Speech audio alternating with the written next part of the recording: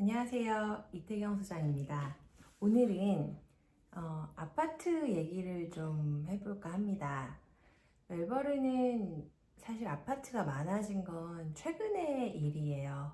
뭐 아파트가 많아졌다고는 해도 한국에 비하면 아직은 아파트가 뭐 메인 주거 형태는 아니고요. 당연히 아직도 싱글 패밀리 하우스라고 하죠. 단독주택, 저층 단독, 보통 1층, 2층 정도의 규모의 단독주택이 호주에서는 아마 가장 많은 주거 유형일 거예요. 하우스가.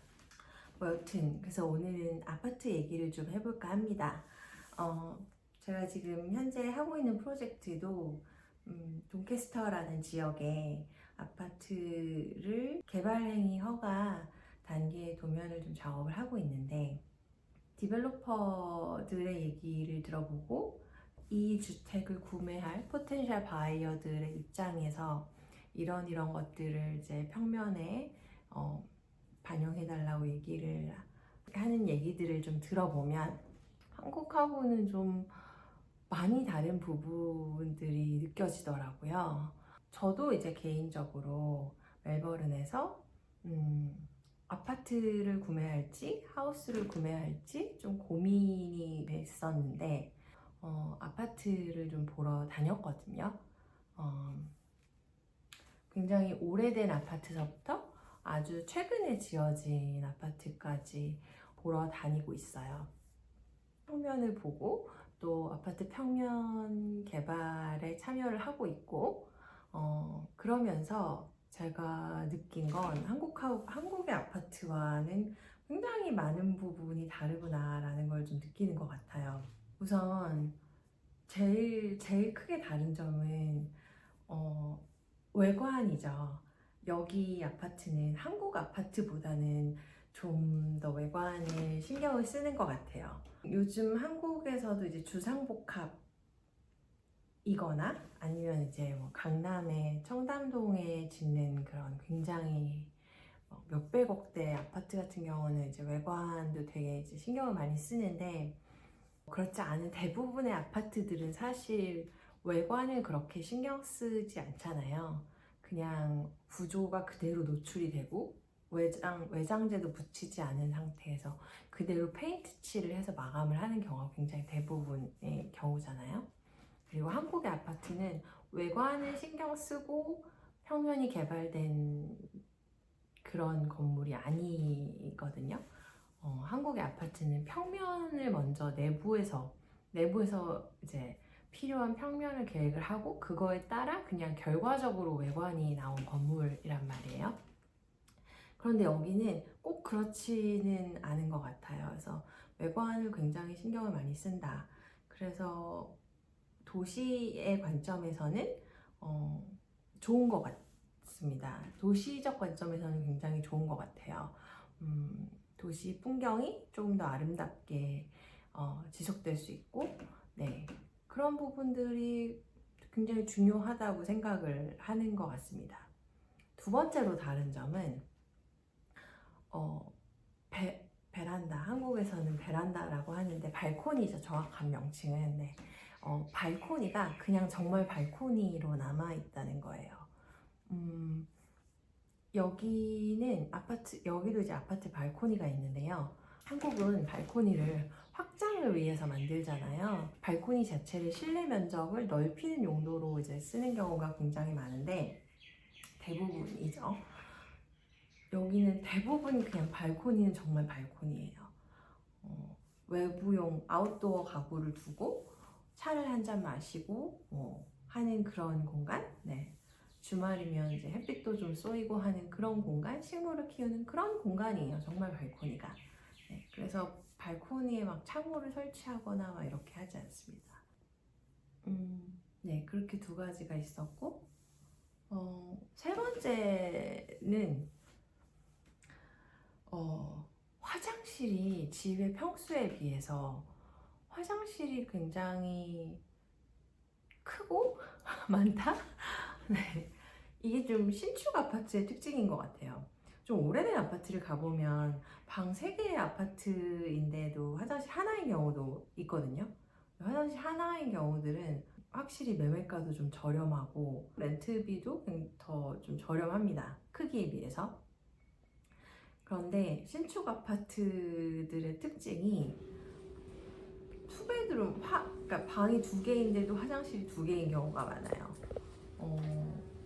그리고 그 화장실들이 다 풀베스룸이에요. 그러니까 뭐 하나는 풀베스룸이고 하나는 토일렛하고 손 씻는 그 손님용 화장실 이게 아니고 그냥 정말 투 풀 바스룸에 투 베드룸 그다음에 거실 주방 이렇게 있는 투 베드룸 아파트가 굉장히 많거든요.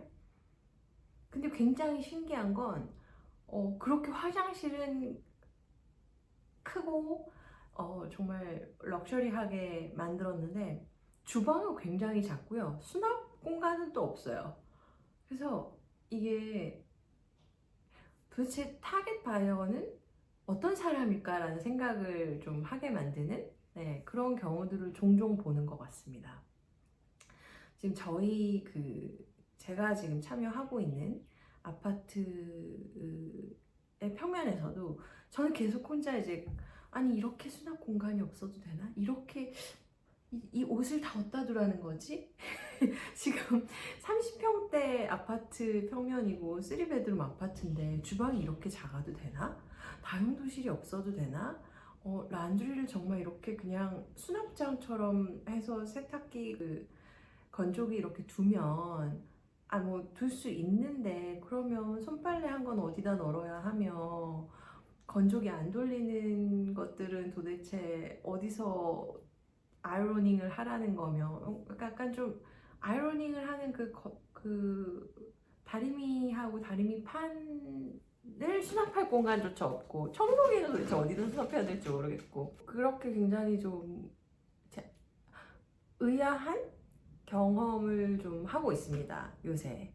그래서 여기가 또 한국보다 그 가전제품들이 다 굉장히 작잖아요. 한국은 냉장고도 진짜 크고 그 4인 가족이면 보통 양문형 냉장고, 4도어 냉장고 쓰고 그게 깊이도 되게 깊고 와이드도 넓거든요. 그리고 거기에 김치 냉장고가 있는 경우도 있고. 그런데 그에 반해서 진짜 여기 멜버른의 아파트에서 쓰는 그런 냉장고는 정말 너무너무 아담하고 귀여운 냉장고가 밖에 안 들어가는 그런 주방인 경우가 굉장히 많은 것 같아요. 그리고 3베드룸 아파트의 경우에도 정말 한국에서는 요새 잘 볼 수 없는 그 투도어 냉장고 있잖아요. 그 위에 냉동실 있고 아래 냉장 있는 한 와이드를 한 700? 50, 800? 맥시멈 800? 800도 안 주는 것 같아요 주방에서. 그래서 일단 주방 가전 자체를 작은 걸 쓰는 영향도 있는 것 같고요. 그리고 제가 이제 정말 의아한 건데 저희는 그 현관이라는 개념이 있잖아요 한국의 아파트는. 그래서 문을 열고 바로 이렇게 거실에 진입하지 않고 현관이라는 그 공간 버퍼 존이 있는 거죠. 그래서 현관을 거쳐서 거기서 뭐 겉옷을 벗는다든지 아니면 신발을 벗는다든지 하는 이런, 그리고 중문이 좀 있는 경우가 많아서 한 번 더 문을 열고 조금 더 프라이빗한 공간으로 진입하는 이제 그런 어떤 그 평면 구성이 좀 일반적인데 여기의 아파트는 중문이 있는 경우는 정말 한 번도 본 적이 없고요. 조금 럭셔리하고 사이즈가 커지면 뭐 그나마 약간 복도를 거쳐서 거실이 나오는 그런 평면이 좀 더 그런 평면으로 만드는 것 같기는 한데 그 현관이라는 개념이 전혀 없더라고요.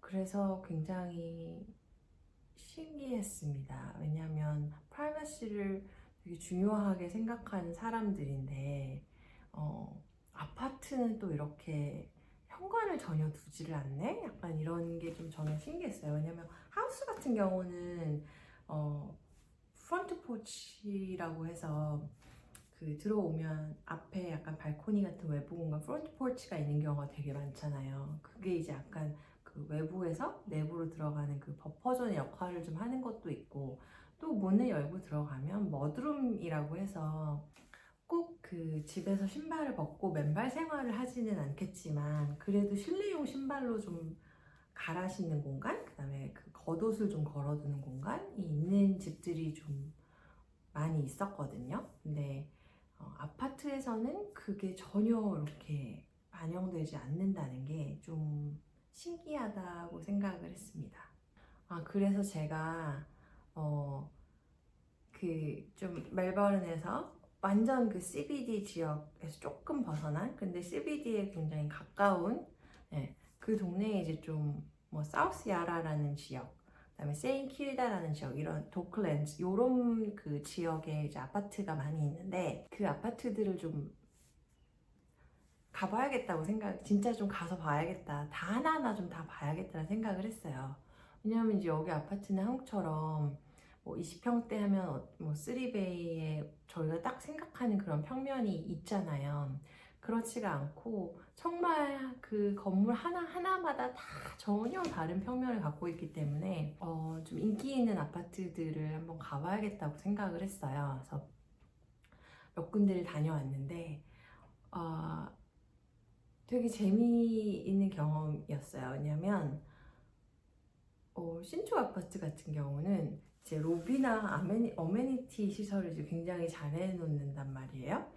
그 외관도 되게 좀 이렇게 럭셔리하게 호텔 같은 그런 외관을 갖고 있는 경우가 많고, 로비도 되게 호텔 같은 그런 로비를 갖고 있는 경우가 많아요. 그래서 자재도 되게 고급스러운 인테리어 자재를 쓰고, 뭐 공간도 굉장히 넓고요, 로비가. 그리고 어메니티 시설에 여기 이제 신축 아파트들 대부분 웬만하면 이렇게 작은 아파트 말고 고층으로 올라가는 아파트들은 이제 웬만하면 수영장 대부분 있고, 짐 있고, 라이브러리 있고, 이제 이런 정도의 어메니티를 갖춰 놓더라고요. 그래서 세인킬다에 있는 아파트를 한번 가서 봤는데, 여기는 어메니티로 온수풀, 그 야외 온수풀이 있었고, 그리고 짐이 작게 있었고요. 그런데 아파트 내부로 들어갔을 때는 정말 작은 거예요. 투베드, 사실 3베드라고 해서 갔는데 2베드에 스터디 플러스 스터디 인 유닛이었는데 그걸 3베드라고 하시더라고요. 그래서 갔는데 뭐 정말 예상대로 이거는 도저히 이렇게 뭔가 요리를 할 수 없는 사이즈의 주방, 그리고 싱크대가 진짜 깜짝 놀라게 작아요. 그 싱크의 개수대가 진짜, 저는 여기 와서 이렇게 작은 개수대를 처음 봤어요. 도대체 프라이팬 하나도 제대로 씻을 수가 없는 그 개수대를 넣어놓은 주방이더라고요. 좋은 점은 발코니도 있고, 뭐 창호도 멜버른에 있는 아파트 치고는 창호도 굉장히 좋은 시스템 창호를 썼더라고요. 그래서 방음도 잘 되고, 그리고 위치가 정말 좋았어요. 위치가 세인킬다의 트램 스테이션 바로 앞에 있어서 시티까지 진짜 뭐 한 10분도 안 걸릴 것 같은 로케이션이었고요.